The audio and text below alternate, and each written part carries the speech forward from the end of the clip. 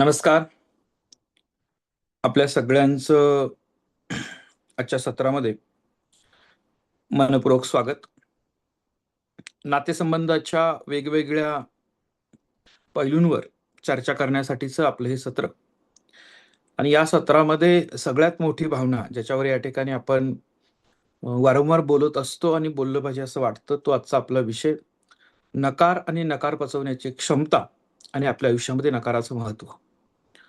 या गोष्टी कितीतरी वेळेला आपण याच्यावर बोललेलो आहोत आणि वारंवार बोलावंसं यासाठी वाटतात, की नात्यांमधल्या एका मोठ्या गुंतागुंतीची सुरुवात ही या ठिकाणी इथून होत असते किंवा बऱ्याच वेळेला या ठिकाणी नात्यामध्ये जे काही गोंधळ निर्माण होतात किंवा या ठिकाणी अबोला निर्माण होतो, दुरावा निर्माण होतो. त्या दुराव्याच्या पाठीमागचं महत्त्वाचं कारण असतं, की आपली नकार पचवण्याची जी क्षमता आहे किंवा नकाराचा स्वीकार जो आहे, तो या ठिकाणी योग्य पद्धतीनं होत नाही. लक्षात घ्या. आता या विषयावर बोलत असताना प्रामुख्यानं काही महत्त्वाच्या बाबी लक्षात ठेवल्या पाहिजे. आपली जडणघडण कशी होत असते. म्हणजे जे आई-वडील हालाकीमध्ये जीवन जगत असतात स्वतःचं, त्यांचा एक प्रयत्न असतो, की माझ्या आयुष्यामध्ये जे मला कमी पडलं, ते सगळं माझ्या मुलांना मिळालं पाहिजे. आणि या विचारानं मुलाच्या तोंडातून शब्द बाहेर पडण्याच्या अगोदर त्याची पूर्तता करणारे पालक या ठिकाणी बऱ्यापैकी बघायला मिळतात. म्हणजे कुठलीही इच्छा त्याची आली तर ती लगेच पूर्ण करण्यासाठी प्रयत्न करत असतात, हे लक्षात. कारण पालकांना असं वाटत असतं, की माझ्या मुलांना तो त्रास व्हायला नको पाहिजे. अशी भूमिका, अशी वागणूक पालकांच्याकडून ज्यांना मिळते त्यांनी फक्त हँड रेज करा, की ज्यांना असं वाटतं, की माझे पालक माझ्यासाठी भरपूर कष्ट करतायत आणि मला या पद्धतीची वागणूक देत आहेत, की माझ्या तोंडातून शब्द पडला किंवा माझ्याकडून या ठिकाणी कोणत्याही गोष्टीची मागणी झाली, तर त्याची लगेच पूर्तता केली जाते. ते दुसरं एक या ठिकाणी एका बाजूला पालक असे बघायला मिळतात आपल्याला, की जे पालक तुम्ही काहीही मागा, म्हणजे ती त्यांच्या आवाक्यातली वस्तू असू दे, नसू दे किंवा काही असू दे. काही मागितल्यानंतर ते एक वेटिंग पिरियड घेतात.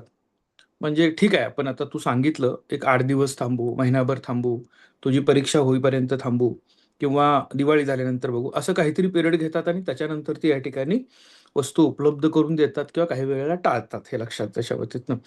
असं किती जणांचा पालकांच्याकडून एक्सपिरियन्स आहे, की काहीही मागितलं तर ते थोडा वेळ टाळतात आणि नंतर परत या ठिकाणी उपलब्ध करून देतात, हे लक्षात घ्या. चालेल, ठीक आहे. रिएक्शन क्लिअर करा.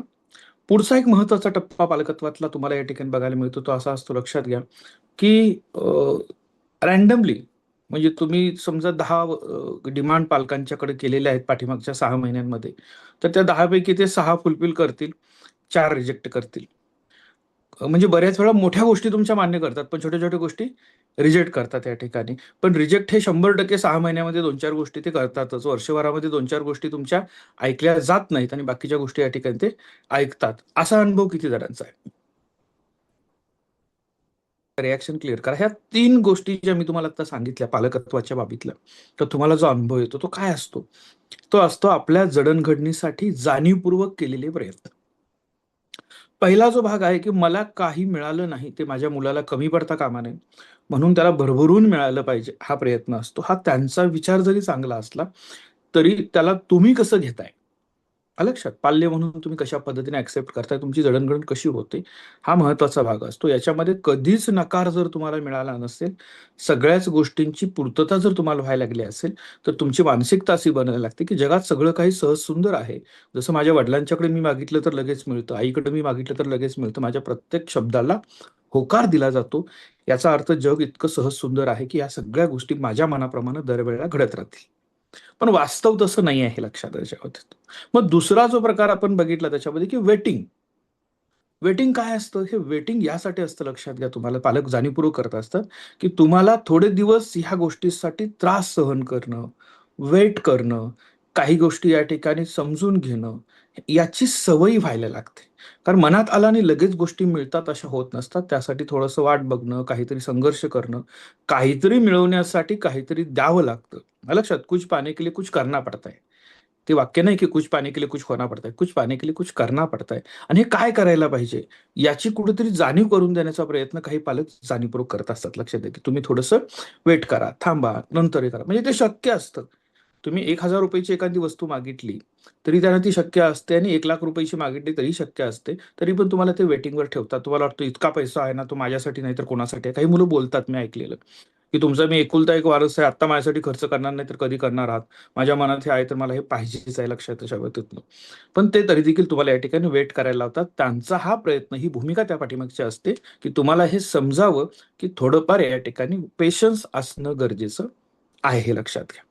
आणि तिसरा जो प्रकार मी बघितला त्याच्यामध्ये, म्हणजे पेशन्स ठेवून तुम्हाला सगळ्या गोष्टी प्रोव्हाइड करण्याचा प्रयत्न करणार पालक.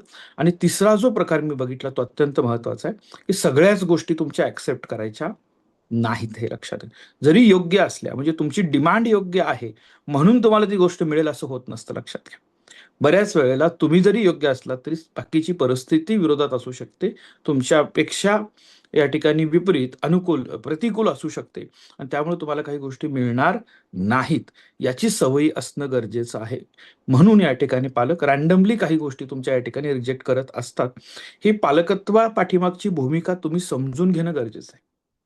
विद्यार्थी म्हणून किंवा किशोरवयीन मुलं ज्या वेळेला आहात, तुम्ही ज्या वेळेला या ठिकाणी पुढे यायला लागता, विचार बनायला लागतात, थोडीशी बंडखोर प्रवृत्ती आपल्यामध्ये या ठिकाणी यायला लागते, त्यावेळेला कुठेतरी या गोष्टी आपण या ठिकाणी टाळतो, याच्याकडे दुर्लक्ष करतो, किंवा हे समजून घेत नाही की हे वागण्याची पाठीमागची पालकांची नेमकी भूमिका काय आहे, असं पालक का वागताय. हे जर समजून घेतलं तुम्हाला, तर तुमच्या लक्षात येईल की आपल्याला कशा पद्धतीनं हे घडवण्याचे प्रयत्न केले जात आहेत, किंवा कशा पद्धतीनं मला घडणं अपेक्षित आहे. आता हे सगळं कशासाठी मी सांगितलं एवढं हे लक्षात घ्या. हे सगळं यासाठी सांगितलं की तुमच्या जडणघडणीमध्ये जर तुम्हाला नकाराची सवयच नाही, कोणी तुम्हाला नाही म्हणतच नाहीये, तुम्हाला जे पाहिजे ते सगळं उपलब्ध होतंय, मग आपण असं बोलतो, लक्षात घ्या. मग आपण या ठिकाणी काही ठिकाणी बघतो की मला, ही एखादी व्यक्ती मला नकार कसं देऊ शकते. इगो कुठं तयार होतो तुमचा, की एखादी व्यक्ती, एखाद्या मित्राला, मैत्रिणीला तुम्ही प्रपोज केलं, एखाद्या आवडत्या मुलीला प्रपोज केलं बऱ्याच वेळा, आणि तिने नकार दिलं, की मग ते, अरे मला कशी काय नकार देऊ शकतं, आतापर्यंत मला या ठिकाणी कुणीच, म्हणजे घरात मला आईने कधी नाही म्हटले नाही, वडिलांनी नाही म्हटलेलं नाही, कुणीच नाही म्हटलं, ही कोण नाही म्हणणार. आणि इथं आपल्याकडे एक मोठी चूक होते, की आपण समोरच्या व्यक्तिमत्वाचा, अस्तित्वाचा, त्याच्या विचारांचा या ठिकाणी अजिबात कदर करत नाही, विचार करत नाही. आपल्याला फक्त वाटतं की यांनी मला नाही कसं म्हटलं. आलं लक्षात? तर हा जो प्रकार आहे, म्हणजे नकार पचवण्याची क्षमता, याच्यापेक्षा महत्वाचं आहे की समोरचा नकार देत असेल या ठिकाणी, तर तो ऍक्सेप्ट करणं, हे समोरच्याच्या दृष्टीनं महत्वाचं आहे का आपल्या दृष्टीनं महत्वाचं आहे. चॅटबॉक्समध्ये लिहा पटदेशी, जास्त वेळ घेऊ नका. नकार पचवण्याची क्षमता किंवा समोरच्याचा नकार स्वीकारणं आपण, हे आपल्यासाठी महत्वाचं आहे की समोरच्यासाठी महत्वाचं आहे. जास्त वेळ घेऊ नका प्लीज. याच्यातलं असं आहे की ज्यांना असं वाटतं की ते समोरच्यासाठी आहे, आणि बाकी सगळ्यांना वाटतं की आपल्यासाठी आहे. सानिया म्हणते की दोघांसाठी पण आहे, लक्षात घ्या. दोघांसाठी आहे हा विचार जरी बरोबर असला तरी सगळ्यात महत्वाचं आहे, लक्षात घ्या, ते स्वतःसाठी महत्वाचं आहे. नकार पचवण्याची, नकार ऍक्सेप्ट करण्याची जर सवय आपल्याला नसेल या ठिकाणी, म्हणजे विनिंग सायकोलॉजी हा भाग वेगळा, म्हणजे तुम्हाला जिंकण्याची सवय असणं हा भाग वेगळा, लक्षात घ्या. आणि नातेसंबंधांमध्ये नकार पचवण्याची क्षमता आपल्यामध्ये नसणं हा भाग वेगळा आहे. सगळीच परिस्थिती सातत्यानं तुमच्या बाजूने असेल असं होत नाही. समोरच्या व्यक्तिमत्वाची त्याची काहीतरी मतं असू शकतात, विचार असू शकतात, हे लक्षात घ्या. हे जर तुम्ही ऍक्सेप्ट नाही करू शकलात, हे जर तुम्हाला या ठिकाणी स्वीकार्य नसेल, तर आपली लाईफ बऱ्याच वेळा डिस्टर्ब होते, किंवा आपण या ठिकाणी ज्या पद्धतीनं काम करतो ते बऱ्याच वेळा डिस्टर्ब झालेलं असतं, हे लक्षात त्याच्यावर. त्यामुळे या गोष्टीकडे देखील आपण थोडंसं गांभीर्यानं बघणं गरजेचं आहे, की नकार पचवणं हे महत्वाचं असतं आपल्यासाठी. कारण आपल्याला ज्या व्यक्तींच्याबरोबर डील करायचं आहे, ज्या समाजामध्ये राहायचं आहे, तो समाज सगळाच सातत्यानं तुमच्या बाजूने असेल असं नाही, हे लक्षात घ्या. दुसरी बाजू, या अँगलला थोडंसं पुढे जाऊ आपण, लक्षात घ्या की नकार देण्याच्या पद्धती फार महत्वाच्या असतात, त्याच्यावरही आपण बोललोय, लक्षात घ्या. हा भाग मुलींच्यासाठी बऱ्याच वेळा महत्वाचा असतो, कारण आपण चुकीच्या पद्धतीनं नकार दिल्यामुळं इगो क्रायसिस जास्त होतात, आणि आपल्या समोरच्या अडचणी वाढतात, हे लक्षात ठेवा.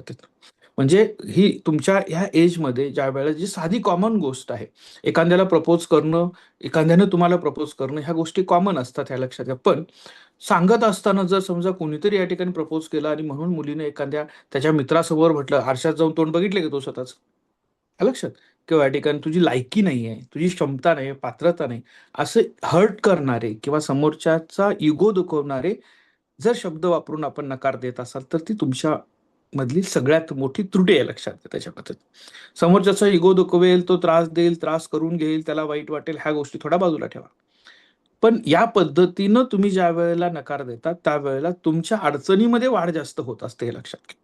ही भूमिका देखील तुम्हाला या ठिकाणी समजून घेतली पाहिजे. म्हणजे तुम्हाला अत्यंत योग्य शब्दामध्ये समोरच्याच्या समोर नकार मांडता येणं हे देखील गरजेचं आहे, लक्षात घ्या. याच्याही काही भूमिका असतात. म्हणजे सगळ्यांनाच या ठिकाणी म्हणतात ना, की शहाण्याला शब्दाचा मार, असे काही लोक असतात.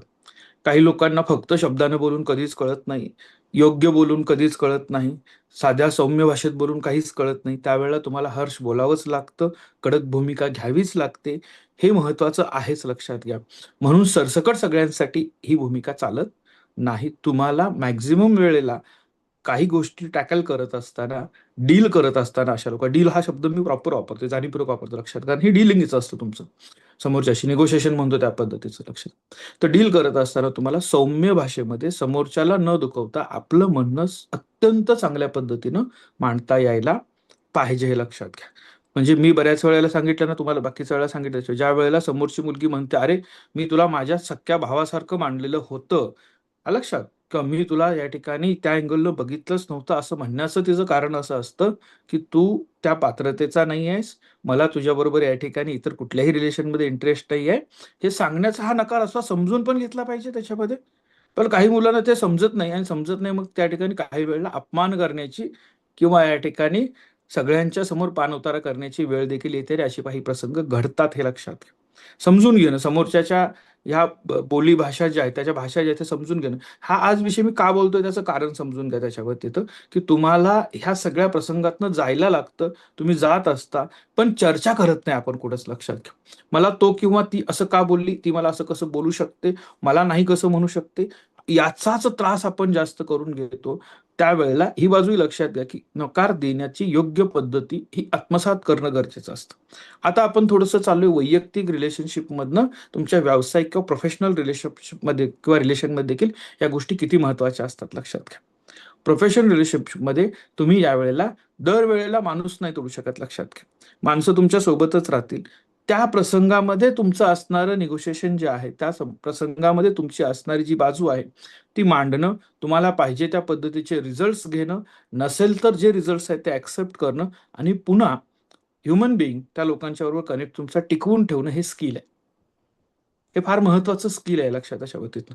म्हणजे एखाद्या व्यक्तीबरोबर एखाद्या व्यवहारामध्ये, एखाद्या प्रसंगामध्ये तुमचं प्रचंड वाद झाला, मतभेद झाले, तुम्ही या ठिकाणी ते विषय झाला, तर झाल्यानंतर पुन्हा लगेच म्हटलं पाहिजे, हा विषय बाजूला राहिला, आपण चहा घेऊ चला एकत्र. हे म्हणता येतं का तुम्हाला? हे यायला पाहिजे, हे लक्षात, हे महत्वाचं आहे. त्या परिस्थितीमध्ये इन्व्हॉल्व्ह होणं आणि त्याच्याबद्दल अटॅचमेंट आणि डिटॅचमेंट हा जो पार्ट आहे तो जमला पाहिजे. म्हणजे बऱ्याच ह्या व्यक्तीनं असं वागलं ना माझ्याबरोबर, मला या कामात अजिबात मदत केलेली नाही ना, तो आज से हमारे रास्ते अलग अलग है. हा, आज से हम दोनों एक दुसरे के दोस्त नाही. असा जो काय या ठिकाणी डायलॉग मनात येतो, बोलत नाही आपण, लक्षात, मनात येतो, आणि मग त्याबद्दल आपण वागायला लागतो. असं जर वागायला लागलो, जर तो शब्द जो मी वापरला होता, नेटवर्क इज नेटवर्थ, म्हणजे तुमचं या ठिकाणी जेवढं जास्त या ठिकाणी संपर्क आहे, तेवढं तुमचं या ठिकाणी जास्त काय म्हणता येईल त्याला, की वेल्थ असणार आहे, तुमची या ठिकाणी मालमत्ता असणार आहे, तुमचे मार्ग सुखकर होणार आहेत, हे लक्षात घ्या पुढचे. त्यामुळं नातेसंबंधांमधला नकार किंवा आपल्या आजूबाजूला असणाऱ्या परिस्थितीमध्ये नकार मिळवणं, म्हणजे नकार मिळवणं म्हणजे नकार स्वीकारणं, त्याची पद्धती आपल्याला माहित असली पाहिजे. नकार देण्याची योग्य पद्धती माहित असली पाहिजे, हे लक्षात घ्या. आणि नकारानंतर या ठिकाणी आपण ते रिलेशन कसे मेंटेन करतो हेही माहित असलं पाहिजे. हे जाणीवपूर्वक शिकण्याच्या गोष्टी आहेत मित्रांनो. या गोष्टी आई वडिलांच्याकडून आपल्याला तशा सांगून शिकवल्या जात नाहीत बऱ्याच वेळेला. म्हणजे तुम्हाला या ठिकाणी तुमच्यापैकी किती मुलं वडिलांशी किंवा आईशी बोलू शकतात हे मला माहित नाही, की आज मी त्या मुलीला प्रपोज केलं, तिने नकार दिला. किती लोक बोलू शकतात, हँड रेज करा. प्रयत्न केला नसेल त्याच्यावर, पण किती लोक बोलू शकतात आई वडिलांशी. ग्रामीण भागाचा विचार करता काही ठिकाणी शक्य असू शकतं असं मला वाटतं.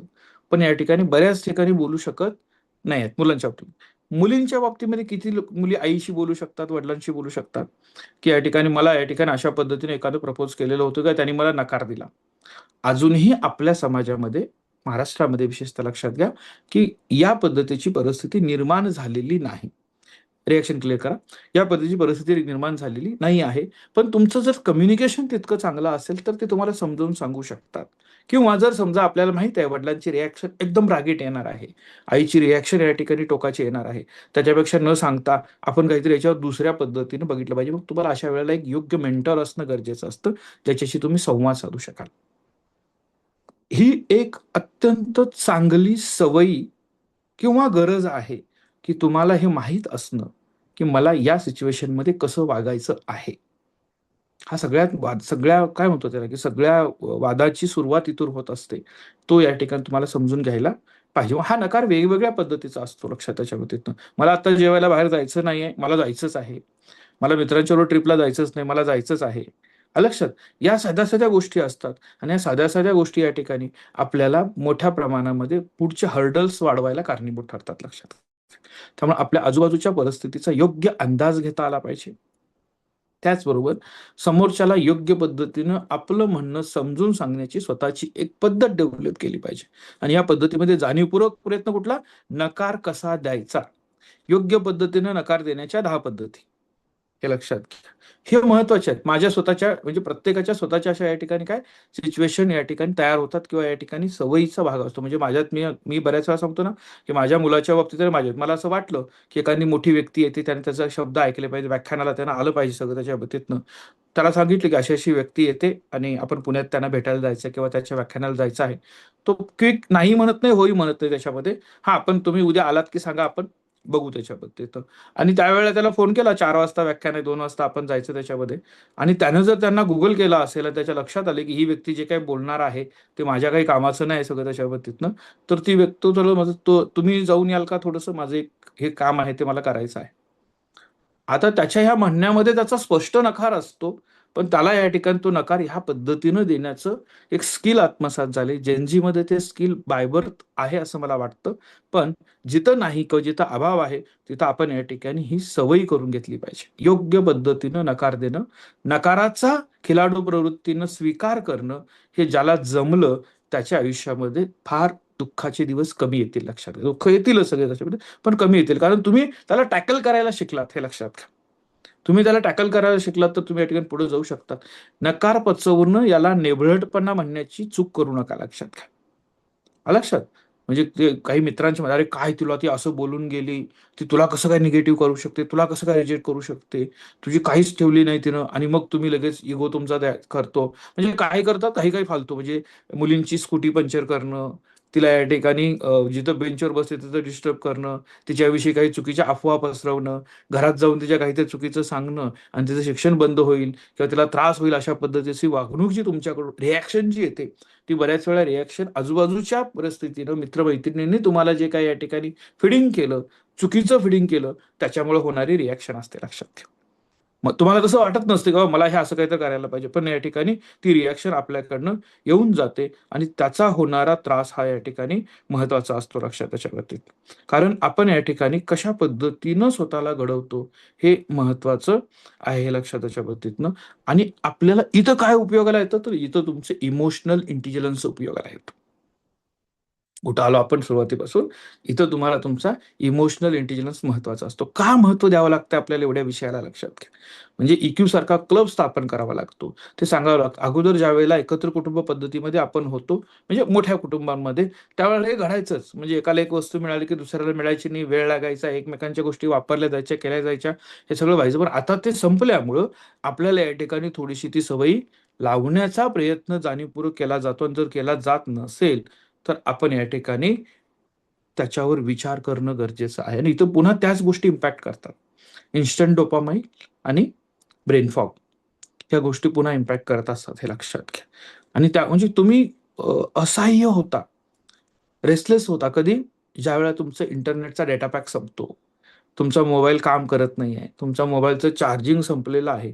चार्जिंग संपलं तर परत लावणार आहे आपण. परत या ठिकाणी त्याच्यावर बोलणार आहोत, कनेक्ट करणार आहोत. पण त्या वेळेमध्ये मला इतकं हे व्हायला लागतं म्हणजे ती सिच्युएशन एक्सेप्ट करण्याची माझी मानसिकता नाहीये. त्यावेळची जी आहे ती लक्षात घ्या. पुन्हा येणार नाही का? याचं सगळ्यात चांगलं उदाहरण अजून कुठे बघतो लक्षात येईल, की तुम्हाला ट्रॅफिकमध्ये अडवलं. कुठं? रॉंग साइडनं जात असताना. वन वेतनं जातो. इतका चूक आपली असते. पण राग आपल्याला जास्त येतो लक्षात घ्या. गर्दीमध्ये सगळे लाईनवर थांबलेले असतात. आपण जर पुढं असतो लाईनमध्ये, तर आपल्याला वाटतं सगळ्यांनी लाईन फॉलो केली पाहिजे. आपण मागे असू आणि तोडून जर पुढे जायचा प्रयत्न केला आणि आपल्याला जर कोण रागवलं, चूक आपली असते त्याच्यामध्ये, पण आपल्याला प्रचंड राग येतो त्याच्यामध्ये. हा दिसत नाही का? तो दिसत नाही का? त्याने तसं वागलेलं दिसत नाही का त्याच्यामध्ये?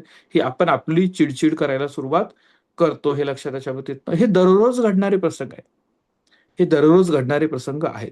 मग तुम्ही ज्या वयामध्ये आहात त्याच्या वयामध्ये ज्यावेळेला मिथिला दळवी मॅडमांच्या या ठिकाणी वर्गात तुम्ही बसलेला असता, इमोशनल इंटेलिजन्सचे क्लासेस चालू असतात, त्यावेळेला त्यांनी भीतीची भावना सांगितलेली आहे, नकार सांगितलेला आहे, नकार पचवण्याची या ठिकाणी पद्धत सांगितलेली आहे. या सगळ्या गोष्टी आपण या ठिकाणी समजून घेऊया चांगल्या पद्धतीनं. आणि या गोष्टींच्या मधनं मार्ग कसा काढता येईल आपल्याला, मार्ग काढण्यापेक्षा तुम्ही स्वतःला जर कथा चांगल्या पद्धतीने बनवलं तर बरेच प्रॉब्लेम तुमचे सॉल्व्ह होतील, लक्षात घ्या. कारण अडचणी, मी पुन्हा पुन्हा तिथंच येतोय, अडचणी कशामुळे येत आहेत? अडचणी येत आहेत आपल्या, म्हणजे एक शब्द ग्रामीण भागातली म्हण वापरली जाते काय, की तोंड बोलतं आणि अंग मार खाता असं म्हटलं जातं. म्हणजे आपण काहीतरी या ठिकाणी चुकीचं बोलतो आणि त्याचा त्रास या ठिकाणी आपल्याला होत असतो. चुकीचं बोलू नये यासाठी पहिल्यांदा व्यक्त होण्याच्या अगोदर आपल्याला या ठिकाणी ह्या गोष्टी समजायला पाहिजेत. आणि याच्यामधला एक रूल कॉमन, 24 hours, 24 तास. तुम्ही चिडलात, रागावलात, कोणाचा तरी राग आला, एखादी अप्रिय घटना घडली, तर 24 तास किमान रिॲक्शन देऊ नका. जमेल का बघा त्याच्याबद्दल, आणि याचा होणारा परिणाम शोधा. म्हणजे हे मी 24 तास सांगितले म्हणून 24 तास नाही त्याच्या बाबतीत तुम्ही, म्हणजे अगदा काही वेळेला म्हटलं जातं ना, की तुम्ही 1 ते 10 आकडे उलटे मोजा म्हणजे तुमचा स्ट्रेस रिलीज होऊन जाईल आणि मग तुमची रिॲक्शन चांगली. जिथं जिथं शक्य आहे, क्या आहे, तिथे तिथे हे फॉलो करा. प्रशासकीय अधिकारी, काही प्राचार्य, काही IAS ऑफिसर, काही IPS ऑफिसर काय करत असतात, की तुम्ही काहीही रिॲक्शन, काही पत्र वगैरे घेऊन गेला तर ठीक आहे, बघू आपण त्याच्यामध्ये. 24 तासामध्ये ती परिस्थिती समजते त्याच्यावर. पोलीस स्टेशनला गेल्या गेल्या, म्हणजे ही नॉर्मल प्रॅक्टिस असते दोन्ही पद्धतीच्या. पोलीस स्टेशनला गेल्या गेल्या तक्रार कोणाची घेतली जात नाही. थोड्या वेळाने या, नंतर या, उद्या या. गांभीर्य कसं आहे त्यानुसार या ठिकाणी ते करतात. त्याचं कारण काय असतं? घरात भांडणं झाली, लगेच या ठिकाणी रागारागानं नवरा बायको एकमेकांच्या विरोधात तक्रार करायला, किंवा दोघांपैकी एक गेलं त्याच्या बाबतीतनं, तर पोलीस काहीतरी कारण सांगून म्हणतात की नंतर या, उद्या या. थोडा वेळ विचार झालेला असतो, शांत झालेला असतात, आणि बऱ्याच वेळा त्या तक्रार करायला परत कुणी तिकडे येत नाही आहे. आणि मग अगदीच गांभीर्य असेल, जेन्युन असेल, तर या ठिकाणी ती पुन्हा तिथं येतात. ही एक जनरल ट्रिक वापरली जाते, लक्षात घ्या, वेळ देण्यासाठी. गुन्हेगारांच्या बाबतीमध्ये बऱ्याच वेळेला त्यांची जी लिहिलेली आत्मवृत्त आहे किंवा त्यांच्यावर झालेले संशोधन आहे, हे जर तुम्ही बघाल त्याच्यामध्ये, विशेषतः खुनासारख्या गंभीर गुन्ह्यामध्ये अडकलेले जे लोक आहेत, त्यांचा जर विचार केला, कौटुंबिक हिंसाचारातनं झाले, तर त्याच्यामध्ये ते म्हणतात की जर 14 सेकंद मी स्वतःला कंट्रोल करू शकलो असतो, तर माझ्या आयुष्याची 14 वर्ष ही वाया गेली नसती, कारण मी नकार नाही पचवला. कारण काय, समोरच्या व्यक्तीला त्याचं मत होतं, त्या मताचा स्वीकार मी केला नाही, आणि त्यामुळे माझ्या आयुष्यामध्ये ही वाताहत झाली, माझ्या कुटुंबाची वाताहत झाली. या पद्धतीचे प्रसंग आपल्या आयुष्यामध्ये यायचे नसतील, तर आपण या ठिकाणी ह्या गोष्टी अत्यंत काळजीपूर्वक समजून घेतल्या पाहिजेत, त्याच्यावर काम केलं पाहिजे. हे आपोआप घडत नाहीत मित्रांनो, लक्षात घ्या. ह्या व्याख्यानमालेच्या पाठीमागची महत्वाची भूमिका काय, ह्या गोष्टी आपोआप घडणार नाहीत. ह्या गोष्टी घडण्यासाठी तुम्हाला जाणीवपूर्वक जे प्रयत्न करावे लागणार, ते पहिला समजून घ्या. ही शिकण्याची पद्धत आहे, ही जगण्याची पद्धत आहे, आणि ही जगण्याची पद्धत आत्मसात करण्यासाठी व्यवस्थित चांगले मेंटॉर करिअर कट्ट्याने तुम्हाला दिलेले आहेत. त्यांना प्रश्न विचारूया, त्यांच्याकडनं समजून घेऊया कशा पद्धतीने जायचं आहे, आणि ते डेली प्रॅक्टिसमध्ये आणूया. तो 2 क्रेडिटचा कोर्स नाही, त्याच्या 2 क्रेडिट मिळणार नाही, तुमची क्रेडिबिलिटी तयार होण्यासाठी उपयोगाला येणारा असा हा कोर्स आहे, लक्षात घ्या. त्यामुळे तुम्ही त्या माध्यमातून स्वतःला घडवण्यासाठी प्रयत्न कराल अशी अपेक्षा. आज रविवारचा टास्क आहे, की उत्कृष्ट पद्धतीनं समोरच्याला नाराज न करता स्वतःचं म्हणणं अत्यंत ठामपणे मांडणारे, सौम्यपणे नकार देण्याच्या 10 पद्धती शोधा, स्वतःच्या तयार करा. शब्द त्याचे ठरवा, कसे शब्द वापरायचे, काय करायचे ते लक्षात, हे समजून घ्या. नकार स्वीकारण्यासाठीची असणारी पद्धत, याच्यावर या ठिकाणी तुम्ही बोलणं गरजेचं आहे, समजून घेणं गरजेचं आहे. तर आजच्या रविवारच्या दिवसामध्ये, सकाळच्या या सत्रामध्ये उपस्थित सर्वांचं मनपूर्वक या ठिकाणी आभार, आणि तुम्हाला आजच्या दिवसासाठी मनपूर्वक शुभेच्छा. धन्यवाद.